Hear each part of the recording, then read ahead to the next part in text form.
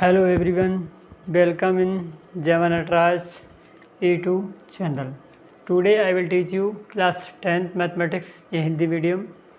Let us start now. Please listen carefully. So, exercise 1 day, question number 6. बताइए कि square root 1029/147 1029/147 पर में है या अपर में। आपको बताना है कि अंडर रूट 1029/147 पर में है या अपर में। तो आप लोग इसे कैसे करेंगे? तो सबसे पहले हम क्या करते हैं, 1029/147 है।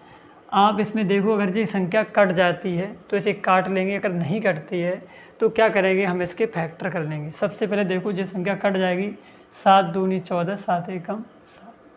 इसके बाद 7 एकम 7 कितना बचा, 3, 7 चौक 28 कितना बचा, 4, 49, 7 सत्ते 49। फिर से काटो, देखो 7 3 21, 7 दूनी 14, 7 एकम 7, 3 एकम 3 सत्तो 21 कितना आया, अंडर रूट 7।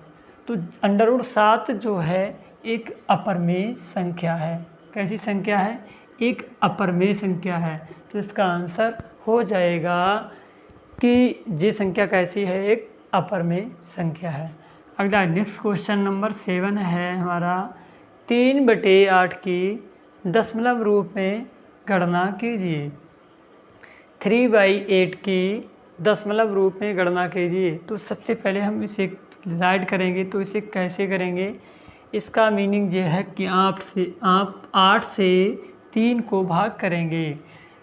इस समय 8 से 3 में भाग नहीं हो सकती है, तो हम क्या करेंगे, पॉइंट लगाएंगे, इसके बाद एक जीरो बढ़ा लेंगे।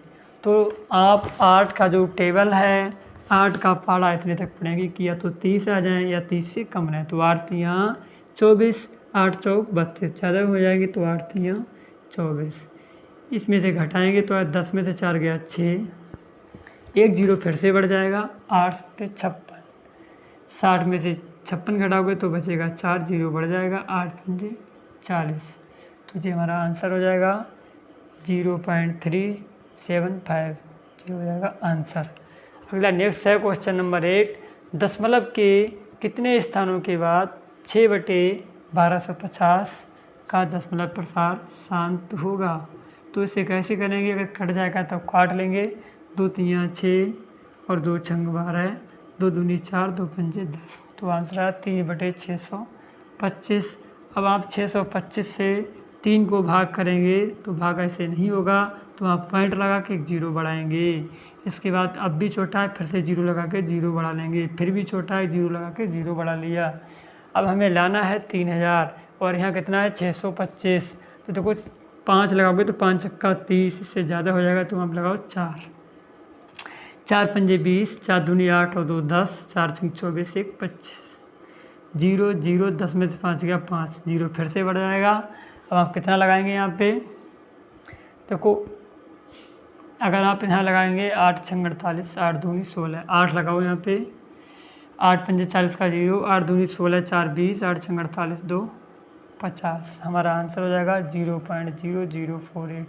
तो 4 स्थानों तक इसका दशमलव प्रसार क्या होगा, शांत होगा। क्वेश्चन नंबर अगला है क्वेश्चन नंबर 9।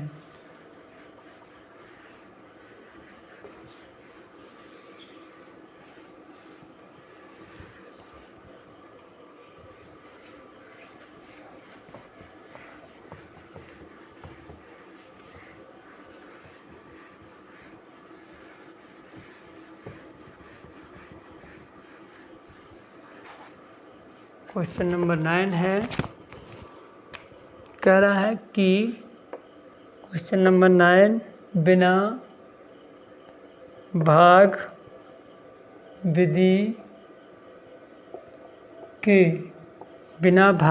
के 15/4 और 5/40 को दशमलव रूप में व्यक्त कीजिए। को दशमलव रूप में व्यक्त कीजिए। क्वेश्चन कह रहा कि बिना भाग विधि के 15/4 प्लस 5/40 को दशमलव रूप में व्यक्त कीजिए। तो इसे देखो कैसे करेंगे। 15/4 प्लस 5/40 इसे आपको दशमलव रूप में व्यक्त करना है बिना भाग विधि के। तो आप देखो इसे कैसे कर सकते हैं। देखो यहाँ पे जीरो वाली संख्या बनानी है हमें, तो आप ऐसा करो, यहाँ 25 से गुणा कर दो। 25 चौका कितना हो जाएगा 100। अब आप अगर 25 से इसमें नीचे गुणा करोगे तो 25 से ऊपर भी गुणा करनी पड़ेगी, क्योंकि हमें लिखा हुआ यही रहना चाहिए, सवाल भी हो जाए और कोई भी चेंजिंग ना हो। 25 से 25 कैंसिल हो जाएगा, हमारा सवाल जो लिखा हुआ था स्वयं वही मिल जाएगा। तो इसी तरह से आप इसको भी कन्वर्ट कर लो जीरो वाली संख्या में। 25 चौका 100, यहाँ भी 25 से आप ऊपर नीचे मल्टीप्लाई कर दो। तो यहाँ आएगा 15 पंजे 75 होते हैं, 15 दूनी 30 7 37, यहाँ 25 चौका 100 हो जाएगा, प्लस 25 पंजे 125 होते हैं, 25 चौका 100 और एक जीरो और है। तो यहाँ पे 2 से पहले पॉइंट लग जाएगा 3.75, यहाँ हो जाएगा 3 से पहले पॉइंट 125। तो इसका आंसर हो जाएगा 5 5 2 7 7 1 8 3, जी इसका राइट आंसर हो जाएगा। तो ये बिना भाग विधि के सवाल हो गया। सबसे पहले हमने क्या किया, इसे कन्वर्ट किया जीरो वाली संख्या में। तो 25 चौका 100, 25 से ऊपर नीचे गुणा कर दो। 15 पंजा 75, 15 दूनी 30, 7 37, 25 चौका 100। ऐसे 25 से ऊपर नीचे इसमें गुणा कर दो। 25 पंजे 125, 25 चौका 100, एक जीरो लिख लिया। यहाँ पे 2 से पहले पॉइंट लगेगा, यहाँ 3 जीरो है तो 3 से पहले पॉइंट लगेगा 1 2 3। इसके बाद इन्हें जोड़ लो ऐसे करके। 3.75 पॉइंट के नीचे पॉइंट रहता है, तो 5 5 2 7 7 1 8 ऐसे जोड़ दिया हमने। इसका जो राइट आंसर हो गया। अगला क्वेश्चन नंबर 10 है। क्वेश्चन नंबर 10,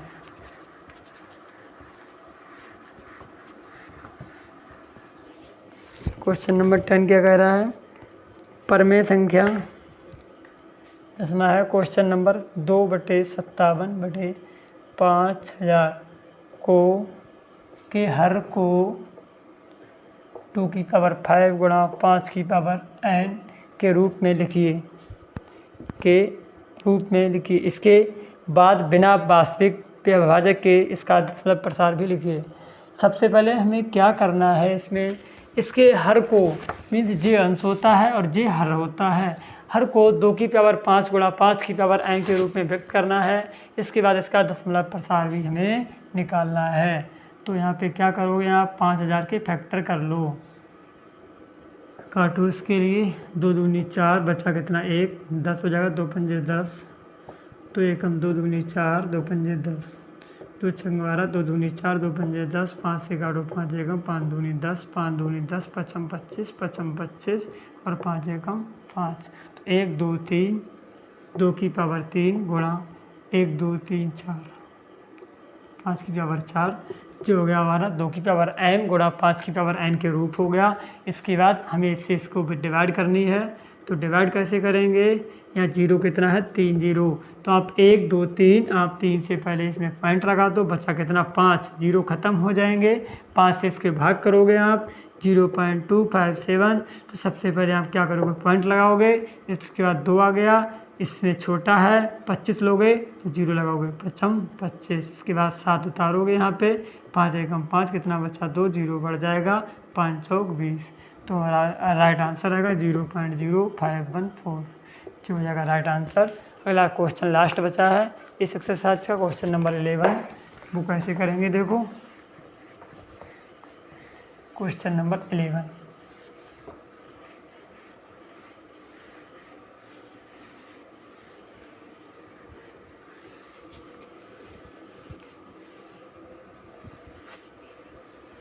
क्वेश्चन नंबर 11 है।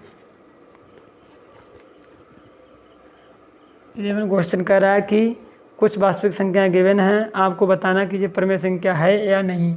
आपको बताना है कि यह परमेय संख्या है या नहीं।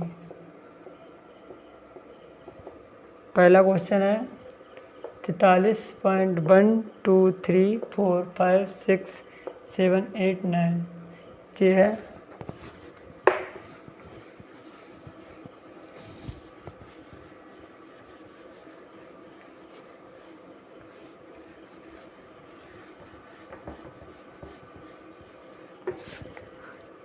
दूसरा है 0.120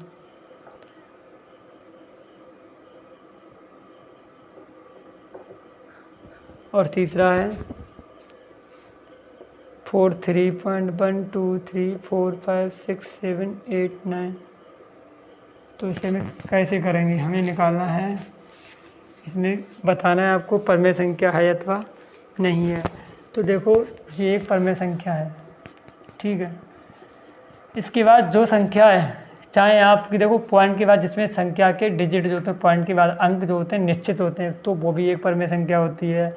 अगर संख्या के डिजिट जो अंक होते हैं बार बार रिपीट होते हैं और सेम ही अंक बार बार रिपीट होंगे, जैसे ये संख्या जो बार बार रिपीट होगी तो ये होगी परमेय संख्या, ठीक है। यहाँ क्या अलग अलग बार बार रिपीट तो हो रहा है लेकिन अलग अलग देखो, तो ये होगी अपरमेय संख्या। अपरमेय संख्या इस तरह से हमें करने थे। तो ये सवाल हमारे क्वेश्चन कंप्लीट हो गए और हमारी एक्सरसाइज भी फिनिश हो गई। तो यदि आपको हमारी वीडियो अच्छी लगी हो तो उसे लाइक और शेयर कीजिएगा अधिक से अधिक संख्या में। और मैं आपसे निवेदन करना चाहूँगा, क्योंकि आप इसलिए से अधिक संख्या में शेयर कीजिएगा, क्योंकि कुछ बच्चे ऐसे हैं जिन्हें कोचिंग किसी भी रीजन से वो कोचिंग नहीं आ पाते हैं, तो इसलिए उन्हें एक ही क्वेश्चन का सलूशन मिल जाए और उन्हें पढ़ने को मिल जाए, ताकि वो भी अपना जो एग्ज़ाम है वो अच्छे से क्रैक कर सकें। तो thanks for watching my video and thanks for supporting my YouTube channel.